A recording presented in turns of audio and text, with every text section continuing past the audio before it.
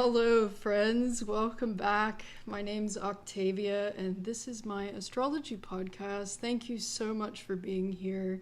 Today, I am joined by my friend XyLaw, and I am really excited to get into a conversation. XyLaw, thank you so much for joining me today. Hi, I'm so happy to be here, and hello to everybody listening. Awesome. So, as it turns out, XyLaw and I have quite a lot of things in common and things that are mutually inspiring to one another about sort of our trajectory and what we do and what we dig. And so I just kind of want to hand it over to you just to speak a little bit about that. I think that I want to start by honoring Saturn out loud. I think I'm gonna give Saturn credit. Oh, Saturn, please, for bringing us together. I think that that's a strong connection of respect and honor. I think that we, in our friendship, I think that that's one of the things that we connected upon. That just understanding of the assignment of what it is to be human in this space and time, and the diligence, the focus, the seemingly grueling uphill battle of things that we have to go through, but then the wisdom and the mindfulness to be like, oh, there's another front line that I recognize energetically, spiritually, and with the grace of physically. And so, yeah, I wanted to start off by saying, those of you who know, you know. And I think Octavia and I know that. And in our personal life's work, that uphill battle has been something that we have, I would say, have found joy in, and maybe that's a bit of what we want to bring it around to today. It's like, although there is the human grueling feeling, there's also the joy, and Absolutely. to be allowing ourselves that joy. I think that our relationship is the joy of that. Yeah. And the joy beyond the pain. And the relief, too, Yeah. of there's always that moment after something is difficult or painful where you get that rush of relief. Like, it's, okay, I've done that and felt that, and look at where I am now and where I'm standing in this moment. And I love that you started off with Saturn, of course, because that was one of the first times you said that to me. I was like, huh? Did you just say Saturn? I couldn't believe it. It was really cool because, like, we would see each other in this space, and usually you would, like, just say hi right away, whatever the case. And I noticed, like, each time it's like one of those elevator scenes. Each time I tried to say hi, your head was down, and you kind of looked a little not as joyful as the last time I had seen you. And so I kind of just thought about it, and I was like talking to Saturn, like, just reminder of her power, because I'm like, there was a lot of space between us and I wasn't able to, like, get to you physically, but then somehow you came back around, and then we were standing right next to each other. Oh yeah, that is what happened. Yeah, and then I was just reminding you, like, hey, Saturn's about to go through this new alignment, so, like, just, you know, hold up your chest, you know who you are. I know you know who you are. And you were just very grateful for that, because you do know who you are. It was a huge acknowledgement. Yeah. And I think it's really timely, too, for us to be acknowledging Saturn. While I think Saturn is currently at the 29th degree, the last degree, Saturn is about to enter into Pisces. But it is this moment for everyone, regardless of your relationship to Saturn. We all have a relationship to Saturn, whether we know it or not.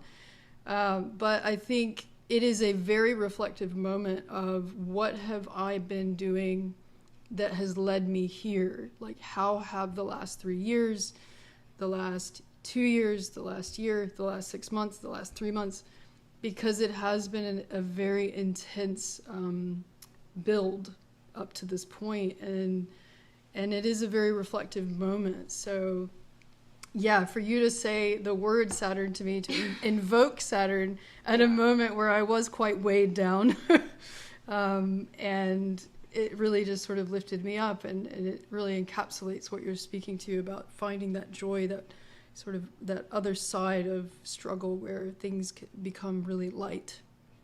I would love, XyLaw, if you would like to share more about what you do because I'm so inspired by it. Okay. And I love hearing you speak about it. Okay. Yay! I will. Here goes. All right. So, XyLaw, that's actually my artist name and the name that I give myself for the work that I do when I am standing on the front lines of life and human development and education and empowerment and just connection and love for me. And it means the law of living myself, the law of living true to who I am. It's a breakdown of my middle name, which is Zenobia, which means her father's pride. And also the X and Y, because I love science so much. So the X and Y axis of the X and Y chromosome, balance, just everything you could think of X and Y, math, and calculus. It just goes into everything physical, metaphysical. So the law and the scientific law of living life the way I see it. And when I say I mean I and I mean me and you, I mean everybody. In the place where I am you and the place where you are me. And when I say myself, it's taking ownership of the self that I am in you and the self that you are in me. So when I say I equals we. It's the same. So from that vantage point, I began my work, which is called Sacred Dialogue, which means sacred as in private, sacred as in secret and consensually secret to yourself, where I find, based on my life experience, which I will speak a little bit to, based on my life experience, I feel like we've been forced to share things that we're not ready to share too quickly. Yes.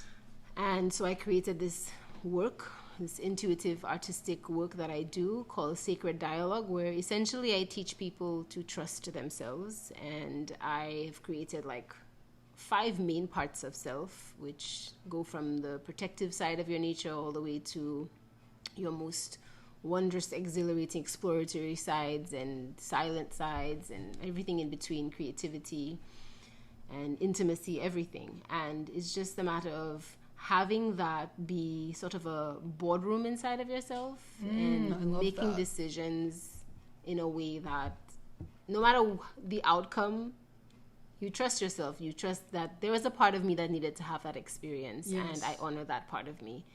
And I console that part of me if things went very difficultly. And if things went wonderfully, go me. Yeah. And either way. So I love that. That's one thing. But that was actually created because of my work with ProSafe, which is my NGO. And that has to do with surviving sexual assault. And as an activist living in the Caribbean, which is where I'm from, in a very small island, putting my story out was putting not just my story out, but was putting my family's story out. And I got a lot of pressure and attack and living in St. Lucia in that small environment, that small island environment, I went through a lot from living out loud. And I was suffering tremendously and under a lot of pressure, losing almost all the support I thought I had around me and being attacked in ways I did not see coming. And it sent me into a very painful, very dark place in myself where I realized,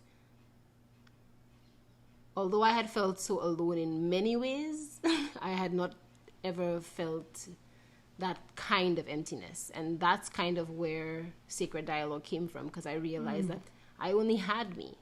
And I feel we live in a world where when you only have you and you're all alone and you're feeling desperate and neglected and isolated and violated and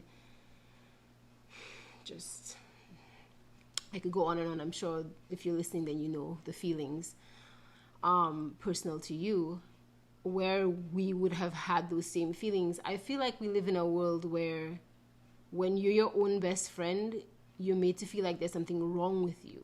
And I wanted to flip that. I created Sacred Dialogue so that by virtue of really understanding what it is to stand by my side, to stand by my own side, Like when you sing "Stand by Me," like sing that to yourself in the mirror is what I had done for myself and what I do with my clients. And sing that to yourself and see what that really means in context to what you're going through, and realize that you can only really allow the truest access to who you feel you really are by allowing yourself to explore who that really is every moment of every day. Yes, even when it's not convenient. Especially when it's not convenient. Especially when it hurts the most and you're most terrified and you have that moment that I always have, like, oh my God, I'm going to do this. Oh my God, I'm going to say this.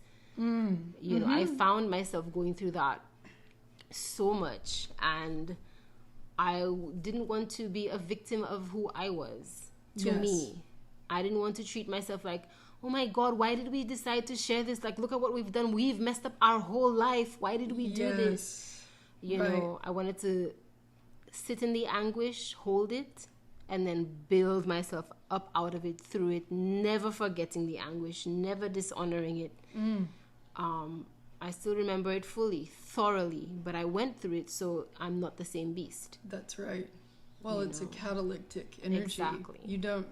You wouldn't come out of that the same. Yeah. And I wanted to pour that love and life experience into everyone I met. It didn't matter what you were going through and how similar or how minimized it seemed relative to another, comparative, because that's what we're trained to do in our human socializing. Sure. It didn't matter. I have modalities in my work where you don't even have to tell me what it is. I never have to actually know what it is, because when I get to the place of you answering for you, how you feel about it, you know that feeling. It doesn't. You don't have to qualify it. You don't have to quantify it. It is true. And your internal justice system, your inner Supreme Court knows what happened, knows it's true, and that's it. Yeah. I feel like this is also resonant of Saturn in a way. It's like not having to have the external validation or, you know, having to like convince anyone that it happened a certain way. I mean, there's just something about that level of resolve internally that is untouchable. I mean that the word resolve has literally saved my life. Yeah.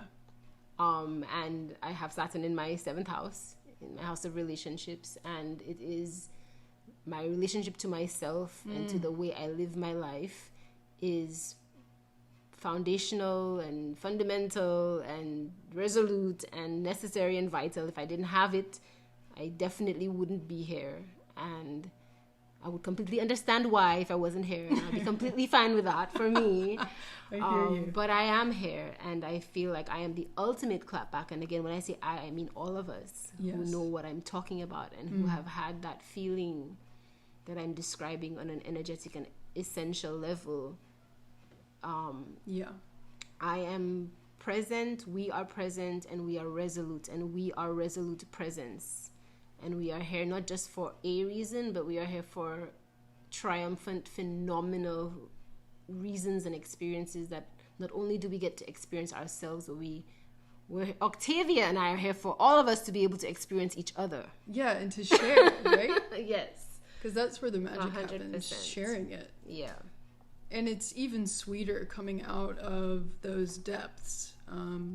For me, and what I've experienced, and being able to come out into the light and share, you know, what came from that, like what buried treasure got unearthed that couldn't have been discovered any other way. That part. And there's innumerable different ways to find it, but there's also a very limited access to what we're speaking to. And so I think that's why it feels so good to share it too. Like, hey, guess what's possible? Yeah. Guess what we have within ourselves. Like, that is just there waiting for us to find it. each and every one of us, you know. Thank you for sharing your... Thank you for asking that. Yeah. And it's good to hear myself answer it after so long. And as much as you're saying, like, 2 years, 3 years, few months, like, if we're going to be giving that full honor, Saturn is 7 years. Yes. So 3 years in the sign. Yeah. Then Aquarius. So, but why I'm bringing that up is, like, we really been out here doing some work. Like, yeah. I don't use grueling lightly because, like, it's a whole psychological developmental season, a personal, a personal season. And for us to be having that grace to connect now and share who we are now, share the joys of, maybe we should just say that. Who are we now? Yeah, like, who are we? Who are we now? Yeah. To the listener, who are you now? Yeah. You know? Like, when you reflect on that, like, who are you now? Like, I think I'm literally, like, in this vulnerable moment putting that question to both of us. Yes. And seeing what we both come up with. Like, not rushing to the mic, but taking that little moment and, like, reflecting right now in real time, like, who am I now? And who is the me that's going on this new 3-year, 7-year cycle? Absolutely. And what do I project for? What's the trajectory that I'm setting for the next few that's coming? And I mean, just to even add to that, collectively finding ourselves in this moment too, and asking who we are collectively that is different than what it's been, because everything is different to what it was, and it is only going to get increasingly different from the past, from this point forward, based on Pluto changing signs and Saturn. So there is a huge quantum leap that is available to us right now if we're willing to take this time, this pause, this moment of honoring and reverence for where we find ourselves. I'm going to jump in and just answer the question for myself. Great. Please. So I'm going to answer it through my first house in the I am. And who am I now? I am so much wiser, so much happier, so much freer. I am so ready for the strength of softness and the wisdom of softness. I am in partnership with life in such a triumphant way. Go me! Yes. What? I'll stop there for now, but that's what flowed out of me, and I just want to thank Saturn for that, and thank us for this moment in time where it's like raw, just flowing out of me, like upon my reflection of the last Saturnian shift and coming up at the top of this 2023 year, projecting for the forward. That's who she is, and I'm excited for her. I'm excited for you, her too.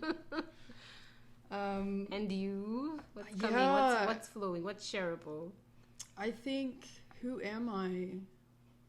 Honestly, the thing that comes in right away is I am the woman that I've always wanted to be. And that feels so good to say, to embody, to live, to step into. It's like being this version of myself that I didn't, for a long time, I never thought would be possible, or even what it would look like, or who she would look like, or who she would be. I just had this faint sense of it. But I feel that now in who I am, and she isn't easily rocked, by much. And I am her. I mean, it feels so good to be with myself in the ways that Saturn has shown me I can be with myself, and to truly trust myself, to trust my softness, to trust in action, to trust pausing and waiting and witnessing, and being able to forgive myself and love myself and accept myself in my darkest moments. Being able to see myself with compassion in those moments is probably the most rewarding thing that's come from these recent years. So I'm really excited to speak those out loud. Yeah, it felt really good, like, to hear myself say mine and to witness you saying yours. Like, and then when you said it, like, the wind just blew, and it was just like, did it? I didn't it just even was notice. such an elemental moment to affirm that I am the person that I've always wanted to be, that I am the person that I've always seen myself becoming. Like, to hear you say that and to see where that resonates with me, and to see if I can say that that's my truth too, and to what extent is it, and how long have I been there? I feel for me, I've been there a bit of a while in some extent, but in another way I feel like there's so much I hadn't been aware of before that was there for me, inside of me, for me. Yes. I feel I can finally, like, relax into that now. And relaxing is a huge part of it, I think. Yeah. I just don't feel the need to resist or react as much as I used to. I certainly still do it on some days. But yeah, being able to relax and giving myself permission to do that has also been massive. And, you know, it comes with Saturn. It's that authority of self. It's having that sovereignty over my own feelings. And even when my own feelings are in the driver's seat and bigger than anything else, still being able to give space to myself. I feel like especially when, though, right? Oh, yeah. Like, with that sovereign, I think that's the paradoxal tilt or shift that happens when you've experienced that sovereignty. There's no need for a further explanation of it. Yeah. It's just Embodied. It's just Yeah. And embodied. it's embodied. There you go. What was it you said the other day? The supreme... Oh, our inner supreme court. Our inner supreme court. Yeah. Yes. It's just, that's the ruling. I'm just being. I'm just out here being. And we're out here being. And that's what we kind of spoke about a little bit before we actually, like, pressed record and started this. It was just that idea of we're out here being and flowing, allowing ourselves to experience our own selves and each other, allowing ourselves to change our own lives and each other's, and finding that joy on the front lines of life, to know that there are other people who have been in that very alone on our own space for a long time, for very vital purpose, but we get the grace of finding out that we're existing alongside each other and living a nod, like our relationship is like a living nod of honor to each other. Definitely. That's how I feel about it. And I feel like when we spoke about talking today, it was like we were sure that we would not run out of things to say, but at the same time I feel like there's so much space for the silence and grace of just resting in the connection. Yeah. That we're here. Yeah, you even said to me, and I just have to share this with the listeners because it was so good. We could just do a silent podcast. And I said, like, 2 hours of silence. And, I was like, I would listen to that. Yeah. And you were like, yeah, me too. To honor, and like, Saturn, we love you, but to honor Mercury and the moon, because we looked up those alignments today when we decided to schedule today. Yes. And Octavia specifically did. And, the silence, the XyLaw moments, the pause in the music, the reflection, not rushing off and saying eloquent things and just moving from one topic to another to sound smart or whatever that others may do, but to just really feel and listen to ourselves and each other while speaking, and to want that for those listening. Like, are you listening to yourself while you are speaking? And what do you feel, what's the aftermath of that? Great question. And also to the listeners, when was the last time you were able to speak to who you are now? And can you create that for yourself, perhaps, if it feels true? Yeah, I mean, and there is something about speaking truth, and this is another thing I think that has brought us into connection, is having been initiated into truth speaking in situations that were not ideal or even allowed. And once, I think, for me anyway, going through an experience like that, I mean, the truth has never felt better. It's medicine. It's necessary. No, like, same. And actually, it's so funny. Like, I was thinking just a few days ago, maybe 2-3 days ago, I was thinking that not only does the truth not need defending, as it's, you know, there's like memes or whatever out there about that, but it also is so nurturing and protecting. It's so assuring. It's not that it doesn't need defending. Yes. Something about it, again, you're living that paradox. When you have decided and you have stepped out in yourself, and then you've actually let it come out of your mouth or come out of your embodiment and living and your responsiveness, and you're cultivating that every time. And every time you go through a certain thing, you live it a little more, a little louder, whatever it is. It takes care of you. That's right. Yeah. And it does. I just want to big up my truth for that, and myself for living my truth. What up, truth? What up, truth? Thanks for holding me. Yeah. Thanks for cradling us and holding us down and holding us up in the right ways at the right times. And we just want that for anybody listening. If you haven't yet had that experience, and if you have had that experience, and this is a nod to you. Like, we see you, we feel you, we're right there alongside you. Because it is a risk, right? Always. But well worth the risk. And even and especially at moments where it feels like there is no safety net, one will emerge when the truth is involved. One will emerge, and at the same time, you become it. Like, you become the safety net.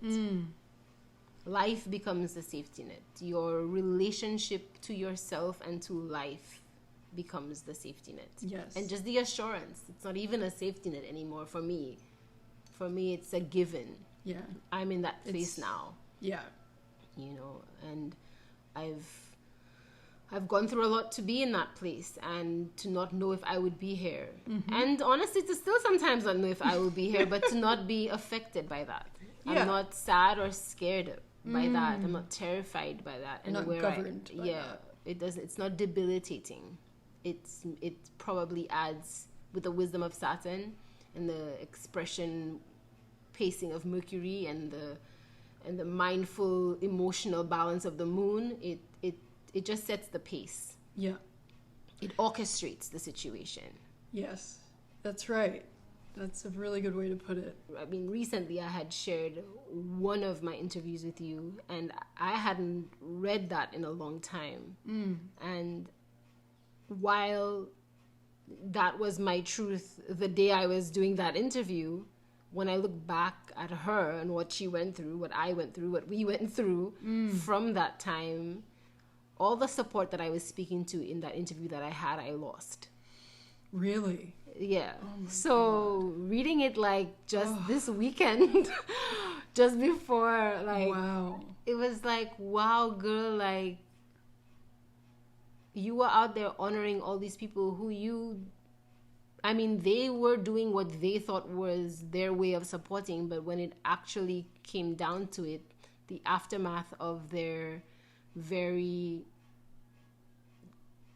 curated support was not effective, was not fair, was not what I needed, and was not open to what I needed. And and held me ransom Yeah. for that. And I lived through that, and I lived to allow myself to learn every day to thrive through that, and to learn what thriving really looks like in real time to me, not some bells and whistles that people might project onto us, but literally just freaking breathing and drinking water and taking a shower and getting yourself up again, Yes. or not, Or not. and just allowing yourself to sit in it, all of it, and holding yourself in that devastation and anguish, and just knowing that this is you lovable right now, just like this. Yeah. Stinky and Yeah. a mess. This is you lovable. Yes. I think, and I wanted to speak to this, and as I was feeling this, you started to share around that, the aftermath of that interview. And I just think there is so much around the structures that we are all in that make it very difficult to find support, like the sort of support that you were talking about that you thought you had. And I think this can be like some of the most treacherous water to navigate through these things, from my experience and from what I've heard from others, is being able to know who you can trust and count on, who isn't going to then, when it comes to speaking out openly about sexual assault, because there's a lot at stake. I mean, there's a lot to gain, there's a lot to lose for other individuals, and more often than not, there is more to lose on the side of the perpetrator in terms of their status, their position, whatever it may be, you know, and their connections, than it is for whoever is the one who has had the experience brought upon them. So I just think that I just wanted to name that for the listeners, for anyone 100%. listening. If you've had an experience and that was then followed by an experience like what you've just heard, I think that is unfortunately all too common. But you are not alone. So for me, again, when I say me, I mean all of us. So for all of us, what I say often to my kin, which is what I call clients, which also a bit tangential there for a sec, speaks to the kinetic energy, us as we are. People like to talk about, oh, we have so much potential. Yeah, we all have so much potential. Absolutely. Everything is infinite, but also in the absolute and contextual present moment, you are so freaking amazing, so capable, so highly adept and qualified to stand up in your power and speak your truth. Or not speak your truth, but know it. Know it in your core, whether you choose to verbalize it or not. Yes. And so with that, what I always remind my kin of, after a few years of having done this work, it's been like 16 years now doing it out loud, I always remind us that those who are trying to violate us actively and premeditatively, consciously or unconsciously, do not bank on us standing up for ourselves and each other. That's right. They don't bank on it. And I am here to tell you that I am standing right beside you, that we are standing right beside you. Yep, right physically, beside you. Telepathically, spiritually, energetically, however it is you will accept us. You have access to us and many like us in your community that you may not be aware of, but we are all around each other. That's right. We are there, and your truth, life knows it. You are life. You know it. We are life. We know it. We live it. We have risen from it and through it. We will come back for you. We will go through it again and again with you, because now we know that there are infinite, masterful outcomes. Yes. And we did not get that poured into us before this happened to us, but we poured it into ourselves. We're here to pour it into each other, Octavia and myself, and we're here to pour it into you, whoever is listening. Yeah. And to make you know that you do that for other people too, or you wouldn't even be here listening. That's right. Yeah, we pour and we receive, and we give and receive and channel. And we are very lucky to be living in a time where the tide is turning more in the direction of truth, of individual truth, no matter what that looks like. It's all coming to the light. And the more that we can speak out the truth as such, in whatever form, however it may take shape, the more it gives others permission to do the same. And I think that for me has felt like a big part of doing this podcast in a lot of ways. I mean, growing up, I was told that astrology was evil and, you know, stay away from it. And you know, there's nothing wrong with voicing. Doesn't matter what it is, as long as it's not harming someone else. You know, voicing truth is the essence of being human. It's what makes us different from plants and animals, really. Having a consciousness, having a perception that we can express.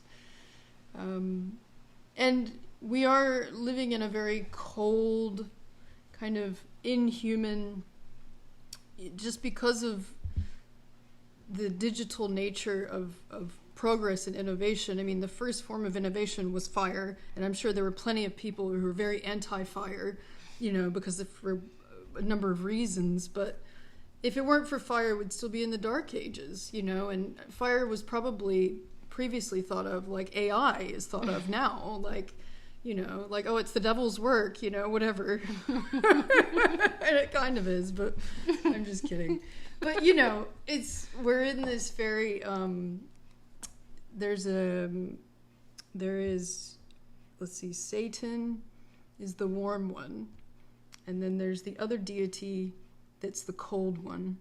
It's left my mind. It'll come in a minute. It's the cold, removed, detached. It's kind of the opposite of Satan as an archetype.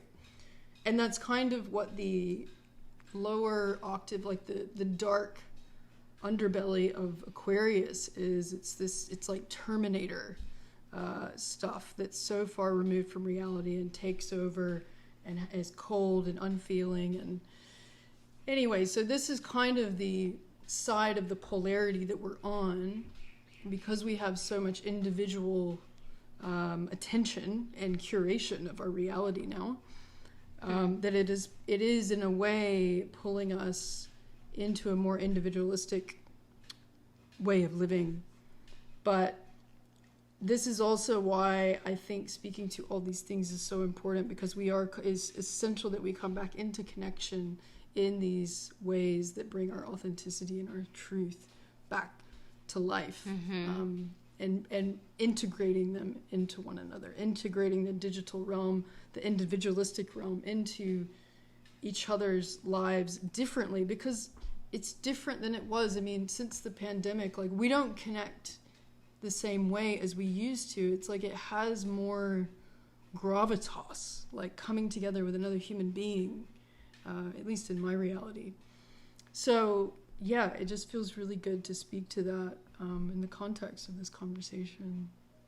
Wow, my mind went so many different places while you were saying all of that. So two off the top of my mind that are shareable is like bringing it back all the way to the beginning of our time as human. I just saw the evolution of the cauldron, because now, like, I feel like this mic is a cauldron, and it is a we're cauldron. just like putting wonderful spells and nourishment into the cauldron for those who are funneling it out on the other end. So yeah, what up?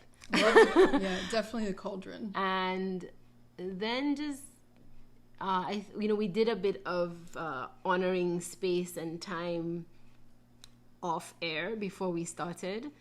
But I think that honoring that we have come through the pandemic to the extent that I'm sitting here with Octavia in the same space, very close to each other.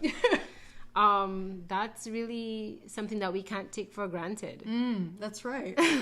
As of so recently, and as of also so presently, some people are still in that environment where they're not able to move through that in a way of comfort.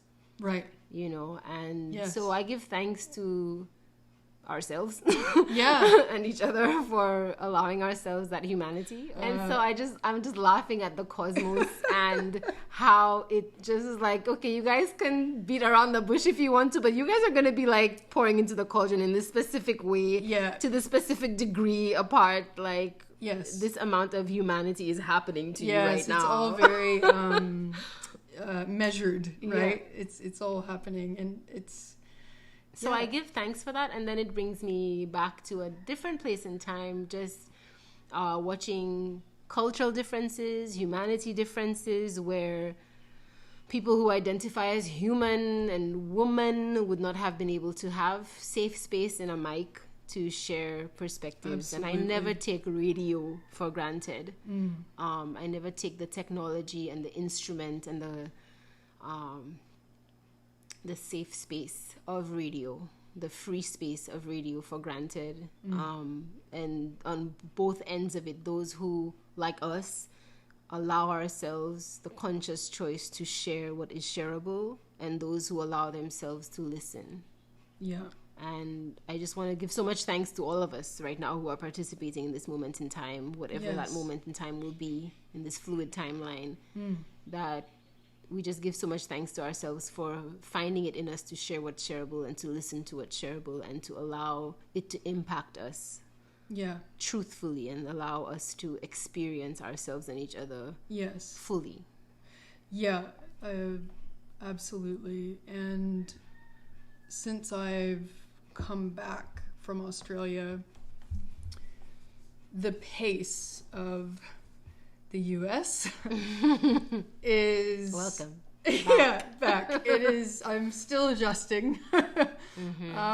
And so it feels even more potent to be having that acknowledgement, given the pace of things. It is. I remember the pace before I left, but that was 2016, so it was a different country to what it is now. And I'm not on the mainland. We're not on the mainland, so that also implies that there are differences. But for the most part, the pace is really strong, really fast, and the current is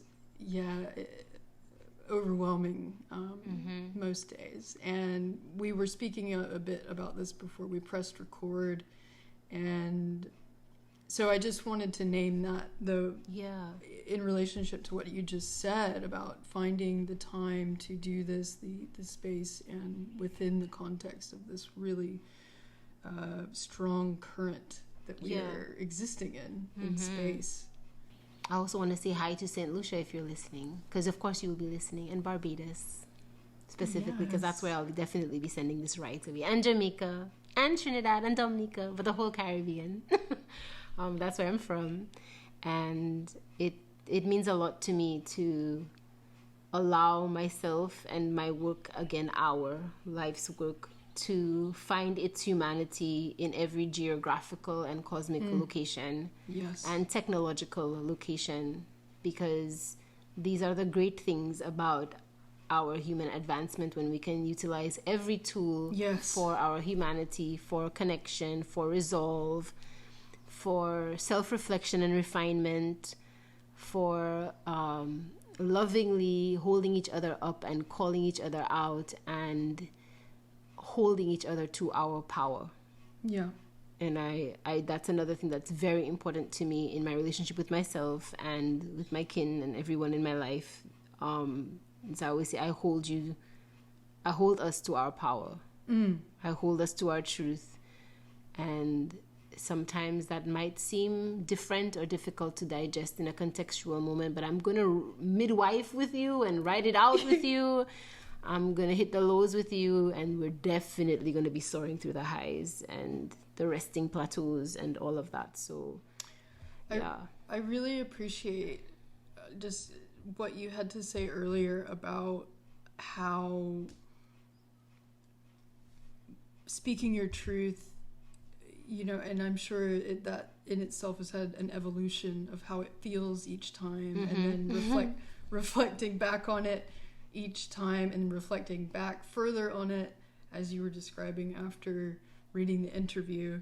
And I just wondered if you wanted to speak to that a little bit more, about how the evolution of speaking your truth has, what that experience has been like, and in the reflection back on it at different intervals. Yeah, I mean,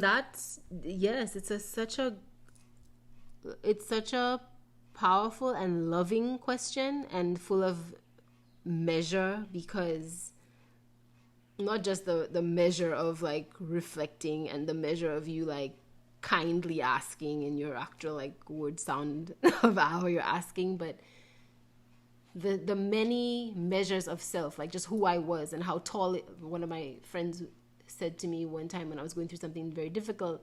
He said he was so proud of me, and that he wants me to know that he sees me as a person who is tall inside. And so I've utilized that. Love that. In my life's work so much. I love you, one, wherever you are. And so to see how tall inside he thought I was then. Yeah. And that was before I started this dimension of my work. I was already doing so much work before I had decided to say, as a therapist, I wanted to come out and say that I had been violated specifically in these ways in my life. And at that time, when I gave those accounts of what had happened to me and what I had experienced, they were things that had happened when I was like, one was 3 years old, one was 17, and one was 24. So by the time I had put my story out and I had published it, my business partner and colleague and co-founder for my NGO and I, Soya and Dathan Hackshaw, we had put our stories out.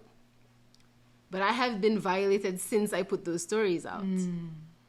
So even that, as a activist, what that was like being violated as a professed activist, because people come for you when they figure, oh, you think you're so strong, right? And wow. So there are so many dimensions to this question. When I say the measure, that I could not have fathomed. My measure of me could not have fathomed what I was about to go through. When I thought it was just the putting of the story out, when that took me forever in my measure and time. I had my childhood friend, like I said, and colleague, when Sue had said to me first, she said, "Vel, I'm gonna put this story out," referencing my government name there. She said, "I'm gonna put this story out no matter what. I'm gonna put it out with or without you." She's gonna put out her own story. And I saw every emotion in her eyes. And I wanted to be that strong. I wanted to be there. And I wasn't there for me, but I was definitely going to be there for her. Right. And I had to do so much work in me to take full ownership of, not only are you going to be there for her, you are going to be able to be there for you. And I said to her, I'm going to put mine out with you. We're going to do this. And then I sat down like maybe 2 or 3 days after I had like verbally said that to her, because I'm a person of my word and all of that. And I sat down at my laptop and I wrote like the first sentence, and I was a disaster. And I couldn't write again for 6 months.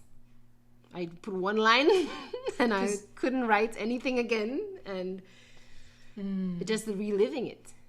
And putting it into words. And then, of course, there was incest in my situation, my first violation. So it wasn't just my story. It was my family's story. Yeah.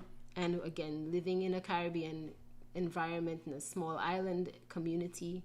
Yeah. Even if you're not from the Caribbean, we all live in our little towns and we know what that's like. There's always some geographical radius for all of us. our social network for all of us. So even if you're not from that specific place, I know you can relate.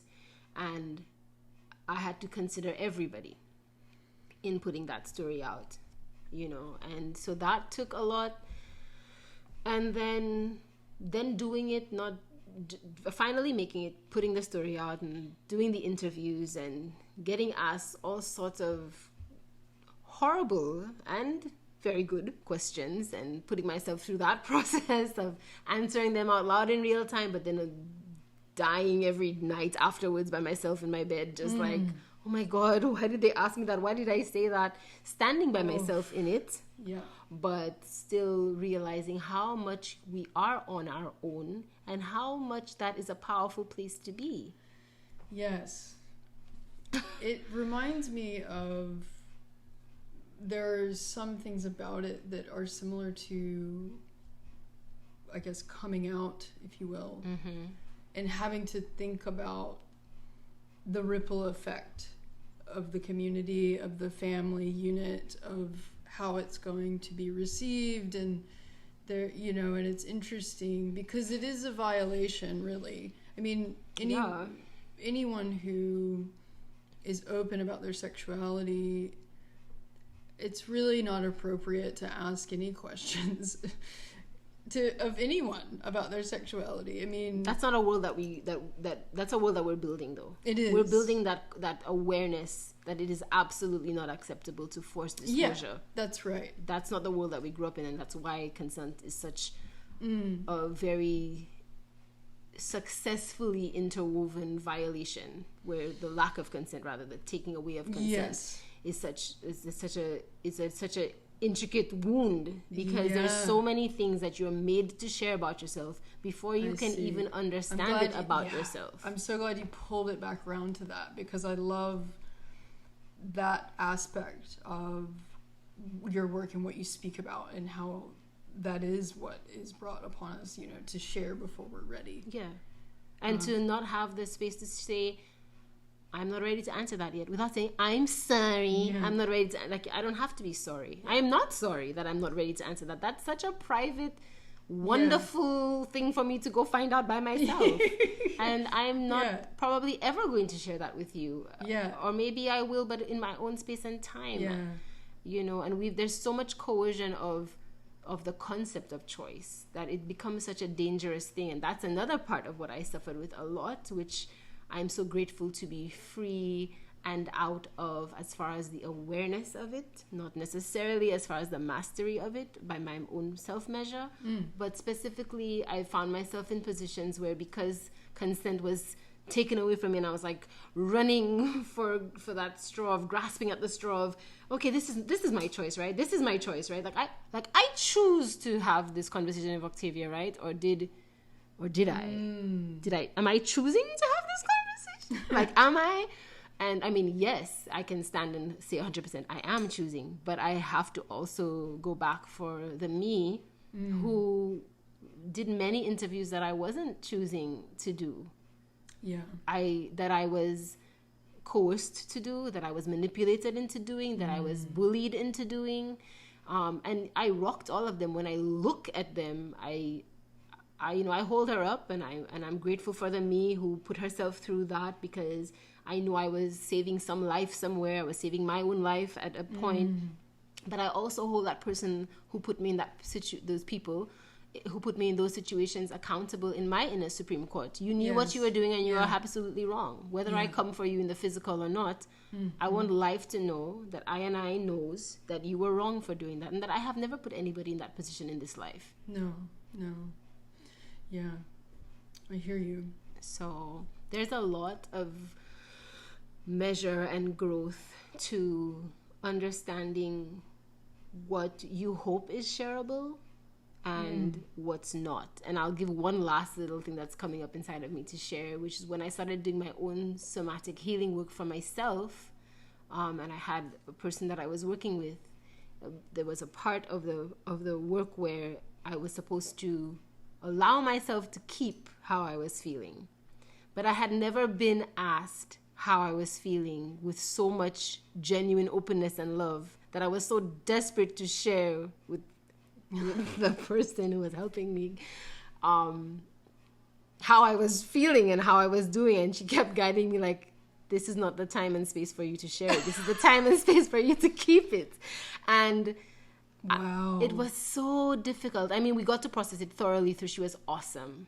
Wow. But just that one component of the healing was so difficult because it just ripped me apart, realizing how many times I had been asked a question about how I was really doing, and it was only for the benefit of a violator. It was never for the benefit of how I was really doing or for my own awareness of how I was really doing. It was all for some other person's projection or performance, and it wasn't really for benefit for their benefit, and definitely to my detriment. It always went that way until I started realizing you don't have to answer that. Yeah. You never have to answer that. You know, and I remember one time this woman who is sort of like a grandmother to me, I was in a very difficult, intimate relationship, and she asked me, how are things with him? And I hesitated to answer, and she said, I want you to know that that's none of my business. Oh, beautiful. Wow. And I was like, wait, what? You just like... Wow, what a gift. You just turned it up for me, and you really like hurt some people, because like the fact that you gave me that love and permission to give myself my own permission. Yes. You flipped it. Wow. And I thank you for that. And I will eternally hold her for that. And I share that with everyone in my life. I share that story all the time, and I mean you so much love in sharing you that story, that you have obviously the space to share every wonderful erotic thing that you want to share with anybody at any point in time if you really want to share it. But if you really don't want to share it, and if you're not in a space to share it, and if you never want to share it, you absolutely have that right to never ever share it. It's nobody's business. That's right. Absolutely. I was outed and in high school and in Georgia, in the Bible Belt, in a very Republican conservative region, and I completely agree with everything you've said. It is, when you say something or share it before, I mean, it wasn't even me that did it, but it is taking that away from yourself. Yeah. Because to have the right time and the right space to do it it's just such a gift that you can give yourself, to arrive at that moment and that time in full alignment. It's certainly something I appreciate. I think a lot more than I would have otherwise. But there's a lot of there's also a lot of pressure to have an opinion. Here, I've noticed since coming back from Australia, everyone, generally culturally, I don't want to say everyone, but culturally it's like having an opinion is a mandate. If you don't have a stance one way or the other, it's like, well, what's wrong with you? And it's like, I don't know. I mean, there's something about that too that is of the same, like what we're talking about. It's all consent. Yeah. It's like, I'm not going to be made to have an opinion on something that I don't feel ready to form an opinion on. But also, let's make love to that statement. Like, having an opinion, let's use the word have to hold, like let's make it tangible for a second. Yeah. If I have and hold an opinion inside of me, let's say I have happened to have cultivated one, and I have one. Let's say I have one. It's not your business. No. And we have to know that we are consciously and conscientiously building a world that understands that, because that's not the world that we generally grew up in. No. That is the world that we were actively violated in, and it was still law to it is still the law to share your opinion, and specifically COVID has been a major violation, in my opinion, that I have actually cultivated and am comfortable to share. Lovely. It's a very dangerous place specifically for disclosure, because it put us in a place where people were sharing their health status, which is something that is 100% private and confidential, also according to same said law, whatever. Yes. And it forced us in a position to share your opinion based on your health status, that you were still learning what it was, because the health status of all of us was changing at that time. So, and still is, we also are forced into, speaking of this post-COVID thing, when people are still actively suffering from the transformation that has been initiated onto us since 2019. And it is still a very highly traumatic, very progressive thing that people are still going through. And intimate partners, families, bodies themselves have suffered tremendously with this need to force you to form an opinion, and then force you to have one, apparently, and force you to share it. Not only must you have it, and you must also share it. Identify as it, like have it be a part of your identity. Yes. Because and then that means you're making a decision about our whole life, and it just and it ripped families apart. It ripped intimate connections of all sorts apart, and it ripped people within themselves apart. And we're still enduring that. We're still going through that. Yeah, it's true. It's ongoing, and we're still finding our way back to each other. And I think this is another... Or successfully away from each other. Or, depending. But yeah, I think this is why another thing that we really have a lot of agreement on and place a lot of value upon consent, because it has been such a powerful force in both of our lives that has made us more aware, made us more conscious, more... what's the word? Powerful and loving. Powerful and loving. Because I think, advocating for consent, it's not just about sex. It's not just about rape or, the stuff that like is automatically kind of attached to consent. It just trickles down onto so many levels. And that's something I really appreciate about the way that you present yourself and the way that you share what you do and you interact, and it actually makes me want to be more, integrated with my value of consent. You want to have an opinion about your own consent. I want to form and hold and have one day have my very own opinion about consent. That's so beautiful, and that's what it's also integrated and all comes around full circle, and is also intercoursing. It all becomes so erotic and life-giving in that way, because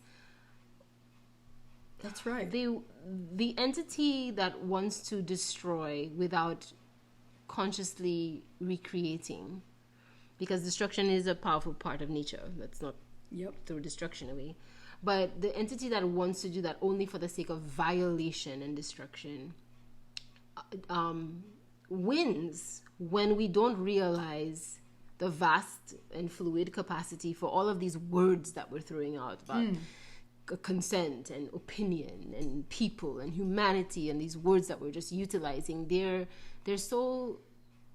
spells. They have so much depth and dimension. There's so much love in all of them, and when you're constantly on the run and fighting against the right for this and the right for that, and getting caught up in it, they bank on us doing that. They don't bank on us actually sitting and saying, wait a minute, maybe I want to have an opinion. And then right away, if you were to say that out loud, they're like, oh yes you do, and what is it? That's the part that's violating. That's right. I can want to have an opinion, and I can also want to never share it with you. And that is 100% my right and fine. And that can actually mean that you value your opinion supremely. Exactly. Because you don't share it. Exactly. And so, and then it's a beautiful thing when you find yourself, after holding it so sacred for so long, finding spaces where you just easily want to share it. Yeah. And that's really beautiful. And then, so it doesn't become a thing of identity in a burdensome legal way, but it becomes a thing of identity in just another point of specificity, another dynamic, another superpower that you just have in your bag, in your toolbox, another part of your embodiment, another way of life, another inner culture that you carry, another language. And the words will land differently. You'll be received differently. Because I find resolutely. I find in my experience the things that I have really what's the word I'm thinking of, like an egg in a incubator. The things I've really incubated within myself over time that I finally decide to share very simply, they have a different effect. They have a different they warrant a different response, it seems like, from my from what I've witnessed. So because it's coming from a deeper place, and that really comes through in its expression for all of us, I think. I think that the place where you just kind of want to, for me, like, shut up and just listen, and just like I constantly have these moments in today's conversation where I just feel like we should just stop talking now, and we should just like listen to everything that we just said, just should because we do it's that so now? we could, but Go on. it's just like it's so full and so fulfilling, and it just makes you want to feel like wait, like let's just stay there a little longer, because I really feel that. You know, like, let it sit, let it drop a little deeper, like I remember when that had never occurred to me, and I remember what it took for me to get there. And there's just so much happening. There's so much unreasonable and discompassionate expectation in our world and in economy, and just the piston that just keeps driving, just like, you know, just pushing against us and penetrating, probing, just like violating us. And instead of massaging and hitting the pressure points in the right way, and it's the same kind, it's the same piston, just could be used for love instead of war and destruction, instead of doing it for destruction. And so, like, to make this even more real, it's like looking around you right now. Like, are you listening to us on headphones, or are you in a place where you can listen to this out loud? Are you listening on headphones because it's an actual preference, or is it a matter of safety? If you were to listen to this podcast out loud, would you be violated for listening? Would you be mocked? Would you be bullied? Would you be, you know, anything hurtful for allowing yourself these kinds of opinions and perspectives and openness of what ifs? And for me, especially with a lot of my clients from my NGO work, that's how, like, I've been doing virtual sessions long before virtual sessions and Zoom things were a thing. That was the only safe space for my students to talk to me, because they go home to abusers every night, and while they are expected to just be on YouTube, they're actually having sessions where they're listening to me talk, and they're typing, and they're answering by typing, and I'm talking. Wow. And they're sitting right there next to their violator in their living room, because that's the only place that they have. Yeah. Wow. But understanding how all of these tools can be utilized for empowerment if we really allow ourselves to realize where we ourselves are still in violating spaces. As much as I am a very empowered individual, and I have come a tremendous way relative to my personal journey and relative to humanity's journey, I'll give myself both, I still navigate a lot of very difficult spaces, and I'm still tested every day. Yes, I do end up rising through them, but I still cry every night, almost every night. Me too. I still suffer through a lot of things, because there are always newer dimensions to break through. Yes. There's always more. Yes. The work is never done. And that's the reason why we're really here. So we're here to cultivate infinite responses to the very same thing. Yeah, that's right. And so, yes, things do get better. And yes, there are wonderful things out of survival of violation and devastating spaces and abusive spaces. But at the same time, a lot of things don't end. Our turnaround and our capacity just gets stronger, and our unification gets stronger. And that's what Octavia and I are here for, in one of the very fundamental, foundational things I'd like to say. Yes, unlimited responses to the same thing. I just have to go back to that. Yeah. I love that so much. That is Pluto going into Aquarius, and that is what it means for each and every one of us to be living and speaking our truth exactly as it is, because it has to be that way. It has to, each of us, our truth and our version of authenticity has just as much value as the next person's. And I'm just glad that you said that. There was so much there I wanted to stop and make love to. Yeah, totally. Yeah. But yeah, thank you for celebrating that point, all of those points, and for being here today. This feels so good to transmit and share with you. And is there anything else? Any last things? I feel like we're coming to a... Yeah, I feel like we all need a moment. Yeah. Away from each other. Like, you all away from us with each other. Yeah.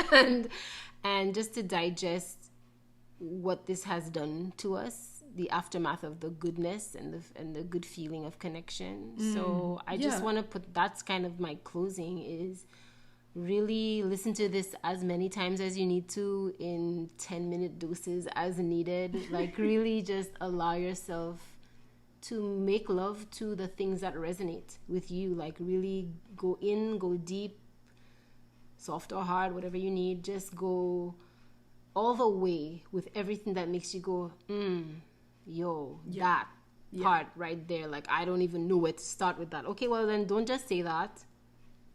Give it time. Give it a year. There are people who have changed my life continually for one sentence so many years ago, and I'm still living my response to, I want to be able to say that. I want to be able to do that. I want to feel that, and I feel that so much for me, within me. Like, when I will listen to this by myself later, I'm probably going to cry so much. I'm probably going to be like, dang, Val, like, okay, XyLaw, I see you, like, wow. Yeah. We have come a long, long way with so much more to go. But let's, as I say in my work, let's sit on this little summit within ourselves.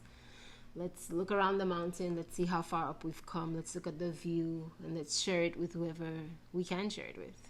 Yeah.